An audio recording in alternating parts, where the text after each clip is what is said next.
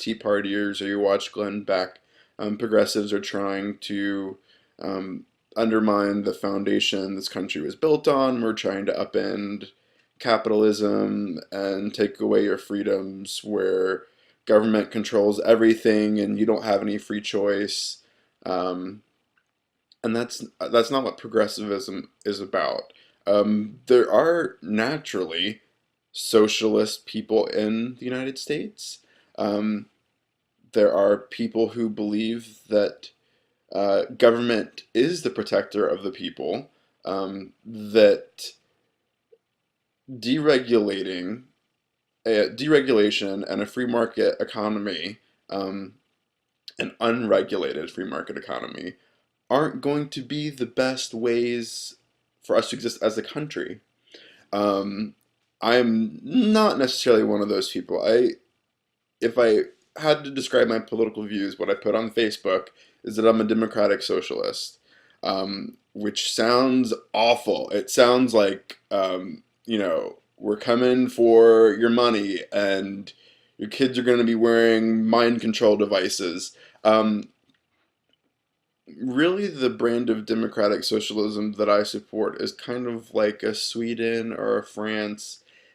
Basically, what it is higher taxation, so the government is taking money in, and then providing essential services, um, stuff that probably shouldn't be left for profit, stuff like higher education. Um, a lot of European countries, once you get accepted, college is free or it's super low cost.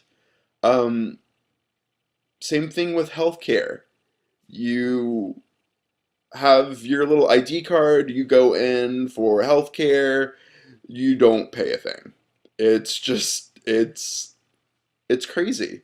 Um, there was somebody was on Real Time. I can't remember who it was on Real Time. They were talking about their experience with dentistry in England, which gets a bad rap. But he was like, "Yeah, I went in. I had it was like a root canal or something while he was overseas, um, and it was like $85, and it was super quick service." Um, and people like to talk about how America's healthcare system is the greatest. We have fantastic emergency care. If you're having a heart attack or a stroke or brain trauma or something. We are a fantastic country. As far as general health and healthcare goes, and health and wellness and fitness, we are shit. Um, and I'm not ashamed to say that. A we have a situation where tens of millions of people do not have health care in the general sense. They don't get annual checkups. They don't have regular dental cleanings. Um, and so what happens is when people get sick, a lot of times um, they wait until they're sick enough to go to the emergency room because that's the only place they can get care. And what happens is they don't pay because they don't have health insurance. A lot of times they don't have money to pay, even if they did have the health insurance.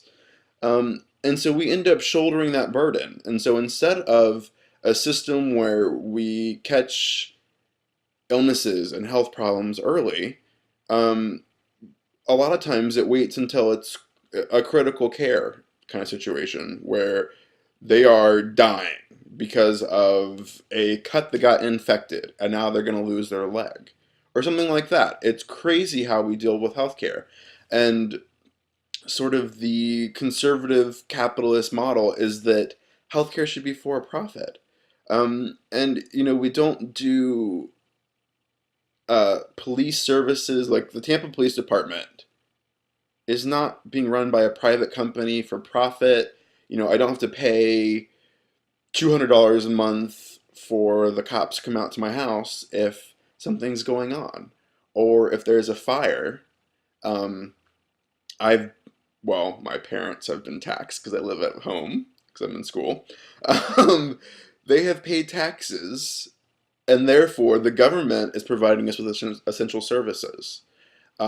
And they do it well. If you have a fire or you have a break-in, um, if you live in a most places in America, you get really great service. You get well-trained people who are going to come out and take care of your problem. Um, or county EMS people. Those are government employees um, who, have been hired by Hillsborough County Fire Rescue. They're going to come out. They're going to defibrillate me from having a heart attack. Um, they're going to do what needs to be done. And to say that government cannot do that job, is incapable of doing that job, is false. There are people who just agree on principle, think on principle, that the government should not be doing healthcare. And the thing is that government isn't doing healthcare with Obamacare, which is what people have called this, and I hate the phrase. Um, like we had Hillary Care in the 90s. Um, they are forcing people, requiring people to purchase health care, private health insurance sold by private companies, who now have to provide a relative standard of care, a relative standard of benefits. There were health insurance plans, and there probably still are, that have crazy high deductibles. I was privately insured. For the 3 years from when I graduated undergrad to when I started law school, I was paying health insurance on my own. I did not qualify to be on a parent's plan. I did not qualify to be under Medicaid or Medicare. So I was self-insured. I was paying $150 a month, which is not a small sum. I was paying the same for my health insurance as my car insurance. And that $150 a month did not cover lab services. So x-rays, blood work, not covered. No prescription coverage. No doctor's visit coverage. It was really, I called it my, oh shit, I lost a limb health insurance. I mean, that's really what it was. Um, it basically covered major stuff.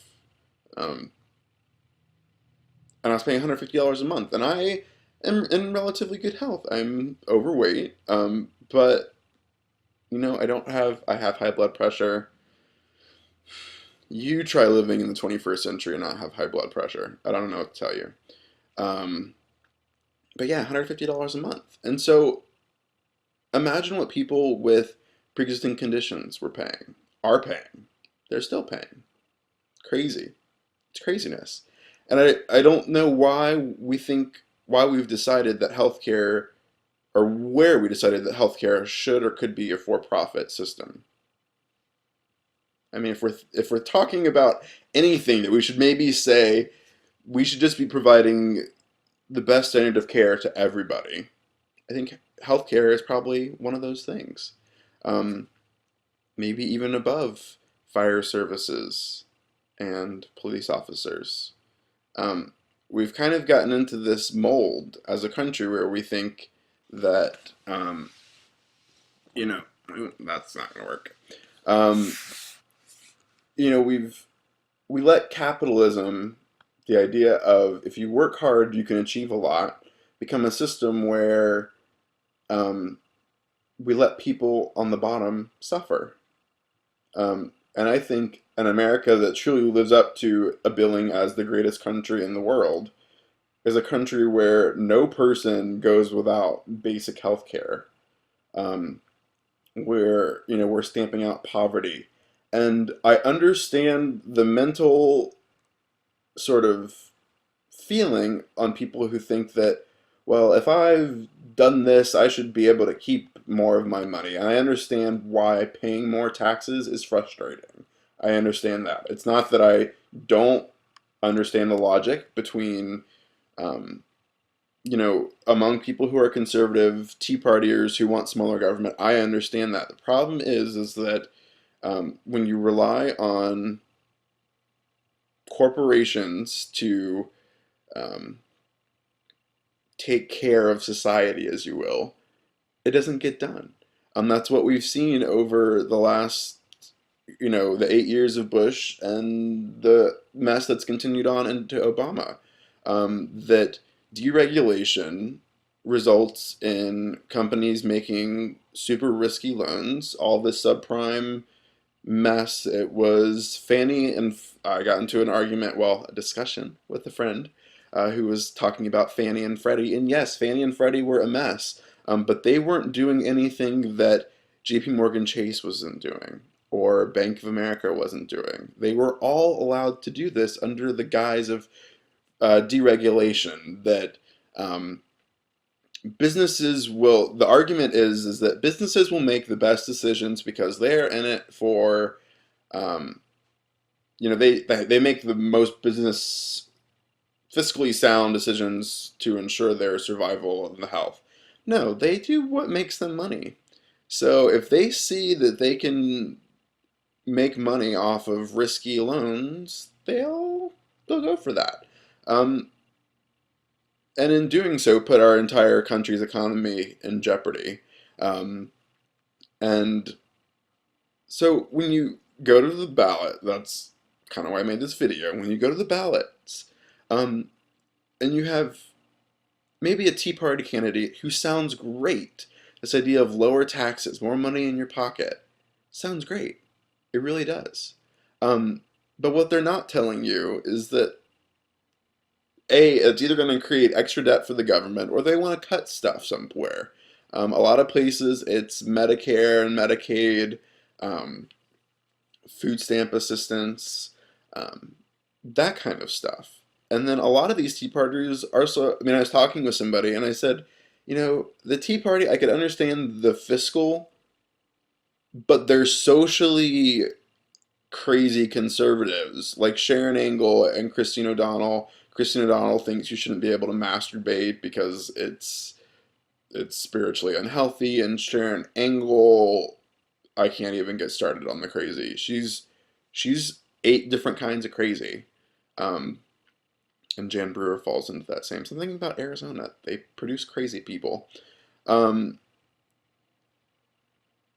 but a lot of times fiscal conservatives carry social conservative values. People who don't believe gays should have equal rights, be able to serve openly in the military, don't believe that women should have a right to choose to have an abortion. Even in the cases of rape and or incest, Sharon Angle has said that she believes that people who have been raped or victims of incest should just make the best out of a bad situation.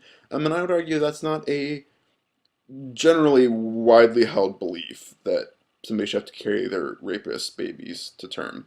Um, and really quickly, I'll just announce list off some liberal causes because people were attacking progressivism as uprooting the country. Progressives, and people get hung up on party. I know that Republicans have Republican Party, the party of Abraham Lincoln, did great things. Progressive, whether you want to think so or not, ending slavery, women's right to vote, um, desegregation.